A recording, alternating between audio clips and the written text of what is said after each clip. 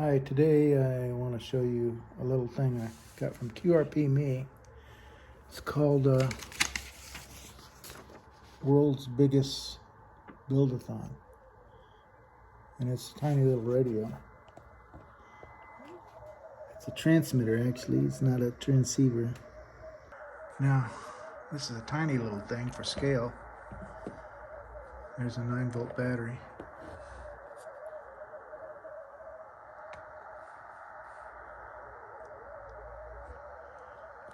And I'm about to, it was no solder.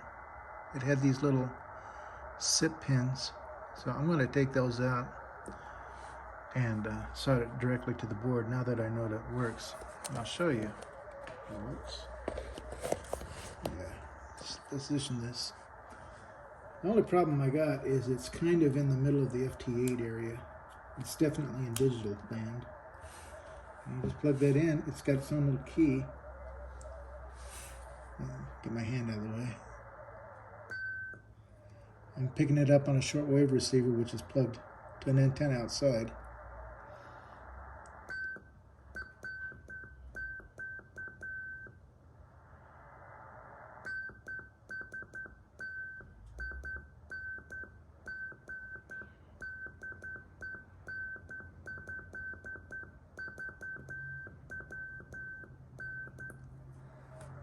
Look where I'm at. 1 or 10, just a, what is that, kilohertz? This is 14072, that's 073, 074, 075. Now, I guess depending on the temperature, it could drift one way or the other. But it's pretty cool. So they said that it would work on one of 2 frequencies, and I don't know what those, how you do the other frequency, because this one ain't no good. Now maybe you have to buy the crystal? I'm going to try grounding the crystal to the board. See if that drops it down. I'm sure it's just, it could be just a capacitor change or a choke change or something like that. There's 3 built-in, I think there's 3 chokes in there. It's about 20 components altogether. I mean, I'm including the wire and the button. Okay guys, I got everything directly on the board. I was painstaking. I took these out and it did lower the frequency. So now I'm at 14057, which is fine. Fine by me.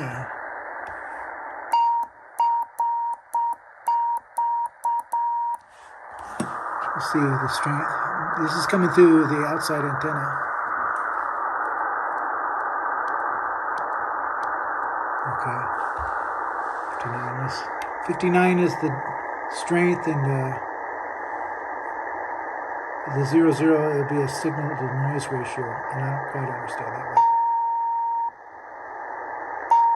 Now I don't know.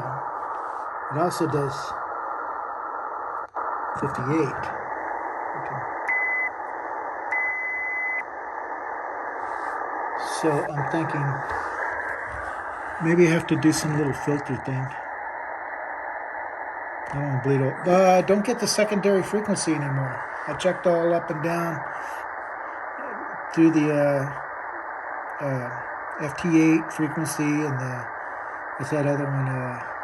The digital frequency on a 7.015. It's not there. So I just get this single frequency now. Yeah, at least I haven't found a secondary frequency. So I might splatter. So I guess the next step is to get a contact, huh? And I don't know what I'm putting out. I have no idea what I'm putting out. I'll stick something on there. Get back to you.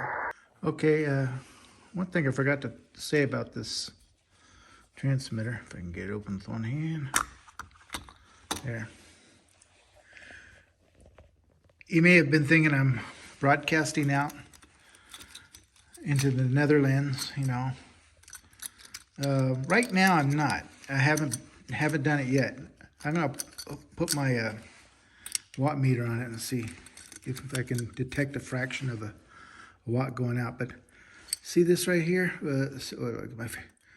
Right there is a resistor. It's in a SIP pin. I left that SIP, or I put that SIP pin back because, focus. That little blue resistor there, it's a 50 ohm resistor. And that's where the signal goes out.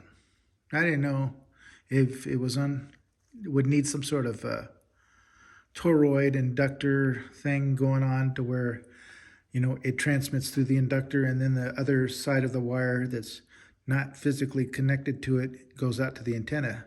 That's what I was expecting. But they just got a little dummy load here. That's a dummy load, 1/4 watt resistor. So needless to say, I'm probably transmitting less than 1/4 watt. It's funny, the same battery here, you can put that on the Mountain Topper radio by Steve. I said, was it KD1JV? I think it is. I've got that little rig, and with that battery, it'll put out 2 watts easy. So also, I am gonna make some upgrades. I'm gonna try to order the stuff right now. I think I'll have a little, there's the Morse code key. I'm going to, I may have a thing over here to where you can plug in your own. I have something in mind. I really like, it'd be like the mini version of that. Boy, there's some scale, right? CW Morse, I think that's what they call it. The last time I seen these for sale, they were on Etsy, and I think he's got his own website too. Try cwmorse.com. I'm not sure. Maybe I'll come back and correct that. Now, I was thinking of making the antenna something like that would take this. Now that goes in quite a bit, so I'm not sure. Possibly an RCA plug. It has to be tiny. I don't want to, SMA would be okay if I could figure that one. I haven't seen portable, do it yourself. So this would be easiest. This is a 3.5 millimeter plug, or 1/8. Just have it be able to stick in there somewhere. I could probably wire something out that's not, intrusive too much, come at a little angle. For the antenna. Now the one thing I'm not sure is, since it doesn't make any sound when you key up, though what you heard was sound coming over this dummy load into the shortwave receiver next to it. But what I'd like to, it'd be nice to have at least a light. If I could put some little buzzer in line with it, I don't know. And also an on and off switch. That would almost, I don't want to short that out. That would be pretty cool if I could just lay a couple of circuits down. I'd have to lay, I don't have to, yeah, I could bend stuff over. I bet you I could get that completely self-contained.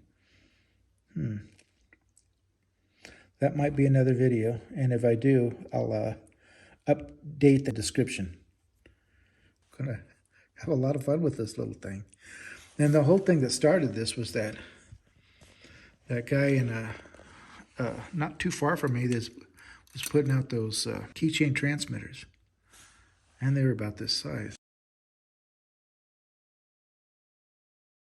maybe slightly smaller.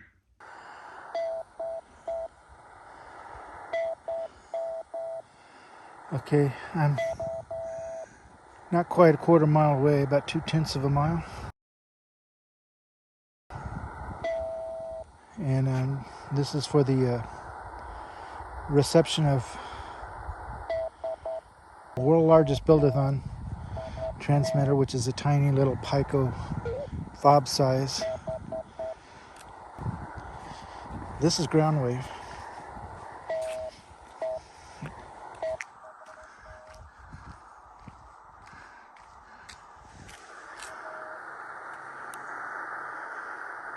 Got weak, but I can still hear it.